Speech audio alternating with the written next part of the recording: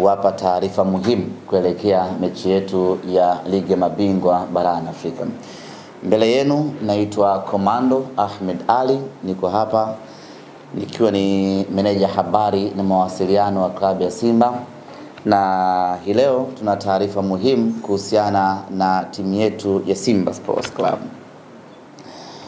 Tunafahamu ya kwamba tuna mechi ya ligi ya mabingwa barani Afrika siku ya tarehe 28, siku ya Jumapili katika dimba la Benjamin Mkapa. Mechi yetu itakuwa ni saa 10 kamili jioni katika uwanja huo, na tayari wageni wetu kwa maana ya Gaborone United wameshawasili Tanzania. Wamewasili alfajiri ya leo kwa ajili ya kuja kushiriki katika mchezo huu. Mambo yote yamekwenda vizuri katika kuwasili kwao, na watafanya mazoezi hii leo jioni, watafanya tena mazoezi kesho, na Jumapili tukiamka salama itakuwa ndio siku ya mchezo wetu wa marudiano sisi dhidi ya wao. Katika mchezo huu utachezeshwa na waamuzi kutoka nchini Niger, na wao wako njiani kuwasili nchini Tanzania. Waamuzi ambao watachezesha mchezo huo ni Mohamed Ali Musa ambaye ni mwamuzi wa katikati kutoka Niger, lakini vile vile mwamuzi msaidizi namba 1 ni Abubakar Athumani vile vile kutoka Niger.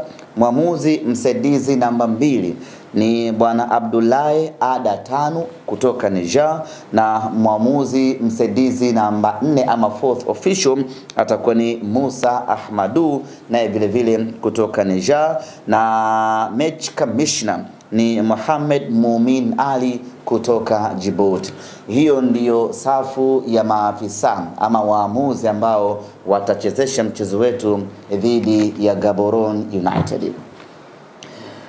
Nakumbuka vema msimu uliomalizika wa mashindano ya kimataifa tulipata adhabu ama tulipewa adhabu ya kufungiwa mashabiki wasiingie uwanjani kwenye mechi yetu dhidi ya Constantine.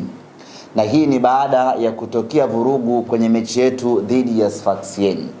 Na CAF waliweka wazi kwamba tumefungiwa mechi moja dhidi ya Constantine, lakini endapo kosa hilo likijirudia tena ndani ya kipindi cha miezi 12 tutafungiwa tena mechi nyingine. Kwa hiyo tulikuwa tumefungiwa mechi 2 kwa moja.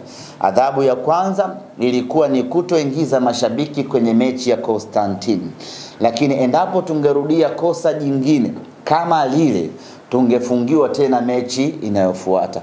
Bahati mbaya, baada ya kuitumikia adhabu ile dhidi ya Constantine, mechi iliyofuata dhidi ya Al Masry tukafanya tena kosa jingine, na hivyo adhabu yake imekuja kutoka sasa, na adhabu hiyo tutakosa mashabiki katika mechi yetu dhidi ya Gaborone United.